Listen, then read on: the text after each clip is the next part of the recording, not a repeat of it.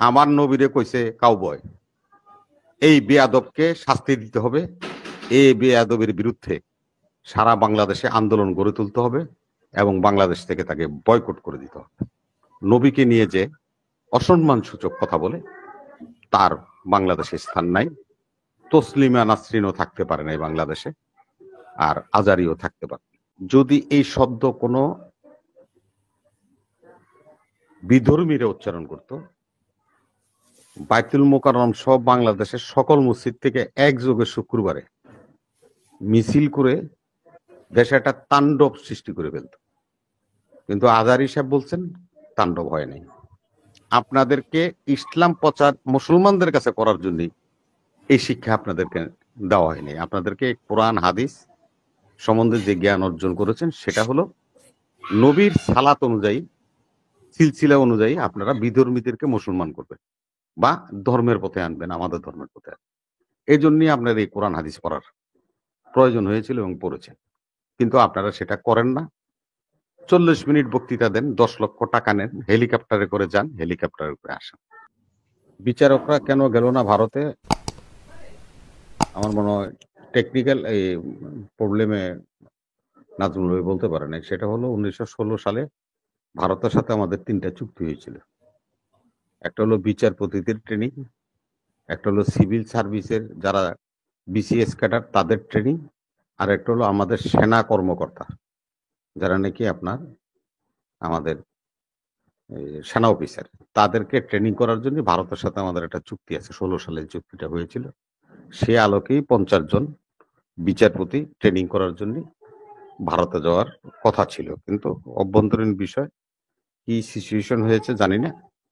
তবে আমরা যেটা পত্রিকার মাধ্যমে এবং অন্যান্য সংবাদ মাধ্যমে দেখলাম যে না, ওনারা যাবেন না, এটা ক্যান্সেল করা হয়েছে।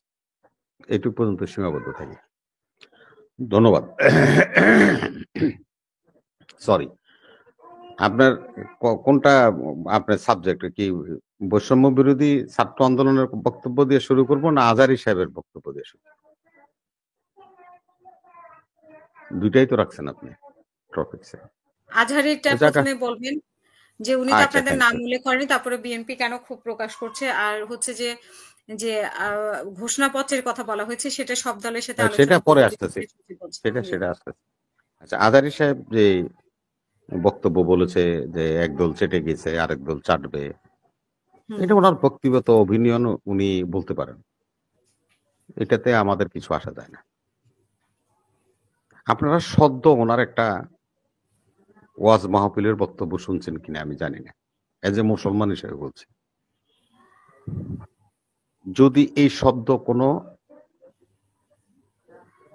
বিধর্মীরা উচ্চারণ করত, বাইতুল মোকাররম সহ বাংলাদেশের সকল মসজিদ থেকে একযোগে শুক্রবারে মিছিল করে দেশে একটা তাণ্ডব সৃষ্টি করে ফেলত।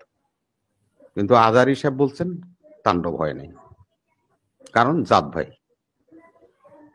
উনি আজহার বিশ্ববিদ্যালয় থেকে লেখাপড়া করছেন, গুণী মানুষ, খুবই স্কলার মানুষ, অনেক শিক্ষিত মানুষ। আমি ওনাকে সম্মান জানাই। উনি ওয়াজটা করলেন, আমার নবী ছাগল চড়াইতো, আমার নবী হলো কাউবয়। এখন একজন বিশ্ববিদ্যালয়ের ছাত্র আছে আর 2 জন বিশ্ববিদ্যালয়ের শিক্ষক আছেন, আরেকজন রাজনীতিবিদ আছে। আপনার কাছে আমি প্রশ্ন করি, আমার নবী ছাগল চড়াইতো, আমার নবী হলো কাউবয়। কাউবয় হলো বাছুর চড়ায় যারা, গরু চড়ায় যারা, তাদেরকে কাউবয় কয়। তো উনি বললেন আমার নবী ছাগল চড়াইতো, আর ইংরেজিতে কইলেন আমার নবী কাউবয়। নাউজুবিল্লাহ মিন যালিক।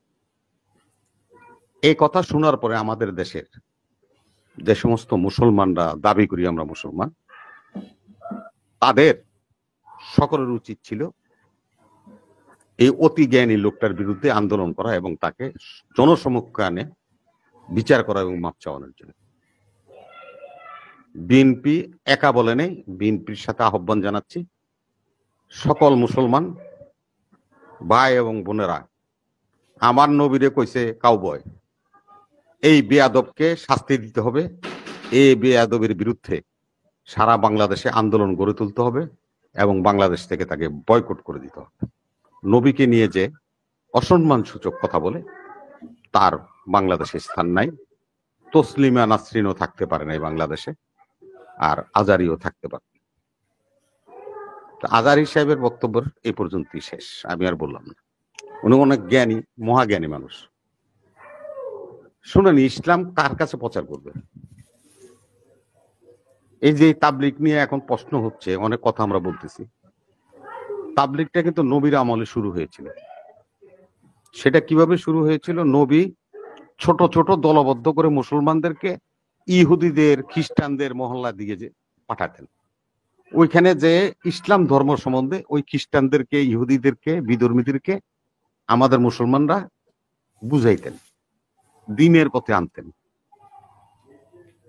এটা হলো ইসলামের প্রচারের মূল লক্ষ্য ছিল। আমার নবী নিজে শুরু করেছেন। আর আমরা কি করছি? অনেকগুলি মুসলমানদের নিয়ে হেলিকপ্টারে চড়ে 40 মিনিট কথা কমো 10 লক্ষ টাকা দিতে হবে। সেখানে আমি জ্ঞান দিচ্ছি কাকে? আমি একটা উদাহরণ দিই। আমার চোখে শ্রেষ্ঠ একজন মুসলমান আমি দেখি প্রতিদিন, সে হলো আমার কাজের বুয়া। তার চেহারা আমি দেখতে পারিনি এখন পর্যন্ত। সে পাঞ্জেগানা নামাজ পড়ে, ইসলামের যত তাইদাদ আছে সব পালন করে ওই মহিলা। আমি একদিন খালি বলছিলাম, বুয়া আপনি এটা কোত্থেকে শিখছে? উনি বলছে আমার বাবা মার কাছ থেকে শিখছে। সেই দৃষ্টিকোণ থেকে বললে, আপনি হাসিনা আক্তার, আমরা যারা আছি, ইসলামের মূল শিক্ষাটা আমার ঘরের থেকে আমি শিখে এসেছি। কোনো ওলি আলিয়া, কোনো মুফতি মালানারা আমাদেরকে শিখায়নি। আমার ট্র্যাডিশন আমার পিতামাতা আমাকে শিখিয়ে দিয়েছে, সেখান থেকে আমি শিখে এসেছি। যদি তাই হয়ে থাকে, আপনি কেন মুসলমানের কাছে ধর্ম প্রচার করবেন, ওয়াজ করবেন? কি কারণে? কিসের বিষয়ে আপনি তাকে জ্ঞান দিতে চান? তারা কেউ তো অজ্ঞানী না। ইসলামের যে শরীয়ত বিধান, আমাদের যারা মুসলমান হয়েছি, আমরা দেশে বসবাস করি, 18 বছরের উপরে বয়স যাদের আমাদের, আমরা সকলে এগুলি পুঙ্খানুপুঙ্খানুভাবে পালন করার চেষ্টা করি। কেউ তৌফিকে পারে, কেউ তৌফিকে হয়তো বা হয় না, কিন্তু আমরা চেষ্টা করি এগুলি পালন করার জন্য। ডক্টর জাকির নায়েক একজন নও মুসলিম, তিনি সেমিনার করে খ্রিস্টানদের সাথে, পাদ্রীদের সাথে, তারপরে এই যে চিন্ময়ের মতো ধর্মগুরুদের সাথে, বিধর্মীদের সাথে ঘন্টার পর ঘন্টা উনি লেকচার দিচ্ছেন। উনি দিচ্ছেন, ওনার ছেলে দিচ্ছে, ওনার স্ত্রী দিচ্ছে। হাজার হাজার বিধর্মীকে এই পর্যন্ত তিনি দ্বীনের পথে নিয়ে এসেছেন, মুসলমান বানিয়ে দিয়েছেন। আপনারা সে কাজটা কেন করেন না? মুফতি মাওলানা সাহেবরা, আপনাদের অসুবিধাটা কোথায়? আপনাদেরকে ইসলাম প্রচার মুসলমানদের কাছে করার জন্য এই শিক্ষা আপনাদেরকে দেওয়া হয়নি। আপনাদেরকে কোরআন হাদিস সম্বন্ধে যে জ্ঞান অর্জন করেছেন, সেটা হলো নবীর সালাত অনুযায়ী, সিলসিলা অনুযায়ী আপনারা বিধর্মীদেরকে মুসলমান করবেন বা ধর্মের পথে আনবেন, আমাদের ধর্মের পথে। এই জন্যই আপনার এই কোরআন হাদিস পড়ার প্রয়োজন হয়েছিল এবং পড়েছেন। কিন্তু আপনারা সেটা করেন না। 40 মিনিট বক্তৃতা দেন, 10 লক্ষ টাকা নেন, হেলিকপ্টারে করে যান, হেলিকপ্টারে করে আসেন।